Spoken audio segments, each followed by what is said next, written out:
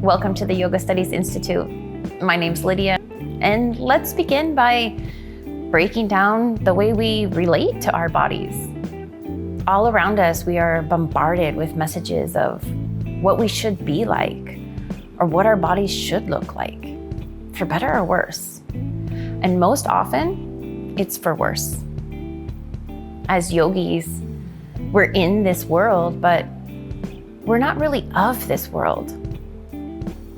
By attaching our self-worth and our self-image to ideas that come from society, our ancestors, family lineages, these ideals that don't really align with our authenticity.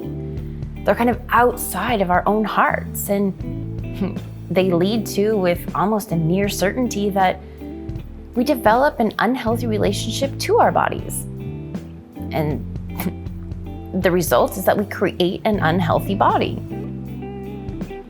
According to the ancient yogic texts, if we speak in terms of koshas, a Sanskrit word that means layers, our outermost layers are built atop each of the inner layer. So this outermost layer, this gross physical body, we can think of as this layer that we put into the specific yoga poses. And then the next layer down is our breath. Controlling our breath is an important part of yoga. And our breath is linked to a layer of our subtle physical energy called prana, these inner winds. And the winds flow throughout our body in channels, this little tiny network of tubes that are more subtle than light. And upon the winds in these subtle channels ride our thoughts themselves. You can think of a rider on a horse going through this amazing frontier where our mind and our body meet. Where the horse goes, the rider must go, and vice versa. And these thoughts running through the channels produce seeds, the innermost layer. But let's not forget, there's a little pocket in the middle. And this is actually the way that allows the rest of the body to happen. This pocket is emptiness in our body and mind.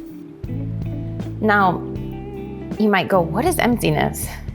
It just means that it doesn't have any qualities of its own coming from its own side. So all of these different layers within us have this same emptiness. Our body begins as an empty slate, like a blank white screen. And when seeds open in our mind to see our body as our body, then it becomes our body. In a way, we have to think of this emptiness as being very useful. Because this blank white screen, it gives a place for these projections, for these seeds that open. It gives them a place to go. And when we align our inner body with our core values, and we're living this authentic life, then our body reflects that. When we reach deep within ourselves and we reclaim the authority to define a healthy life for ourselves and include within it a healthy body, we set ourselves up for a healthy relationship to our bodies. And the result of that is a healthy body. Have you ever heard the phrase, thoughts become things? Where we put our mind all day is forming the world that we see. If we put our minds in a mistaken view, this is going to sow the causes for suffering. Then surely we're going to experience just this. We can think of our body as a record keeper, tracking all of our mental, our physical, and our emotional activities. Our body is this culminating point that represents all aspects of our lives. For example, it's really easy to do if we prioritize work higher than all other activities, we know that we're going to become stressed. And then if we eat because of our stress, or maybe just the opposite, maybe you don't eat because of stress, then our body is going to reflect that unhealthy relationship to work and an unhealthy body. So how do we align our inner world with our core values so that we're able to live an authentic life? A true life that's aligned with our ideals. Maybe even the life of our dreams. It might seem a little overwhelming or out of reach, but we can go to the yogic texts. They can help us. They break down our world into 3 types of things: mental things, physical things, and things that are neither mental nor physical.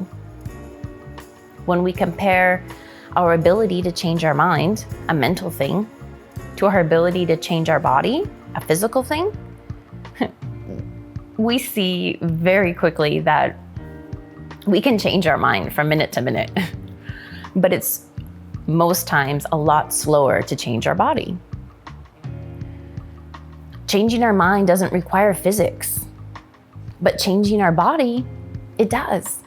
So of course it's going to take a little longer. Yogis have used the system of yoga. They've combined the inner and outer methods to accelerate this change. It works in 2 ways.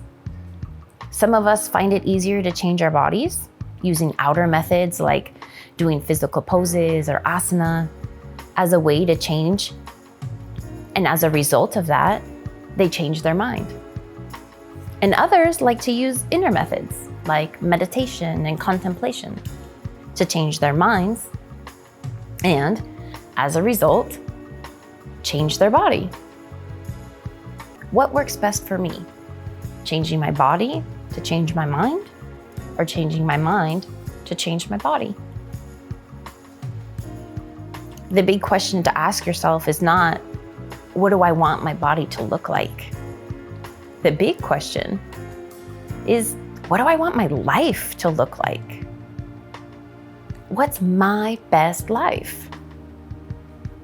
Then we can apply this logic of cause and effect.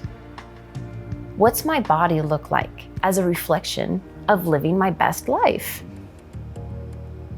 We can look at a Sanskrit word, svasta, which means to become established in yourself, living in alignment with your truest self, developing, having a connection with your dreams and your goals without doubt or shame or fear or guilt. Those are little words, but they have big meanings. We want each of you to have a feeling of love and compassion for others, but also for yourself. We want you to have this radical acceptance of knowing that your heart's intentions are pure. Now, this doesn't mean perfect. It just means to be in my fullness, my authentic self. So the first step is to begin dreaming. Let's not limit ourselves to little practical things we think we can achieve right now, but let's start with a blank slate and listen to your heart.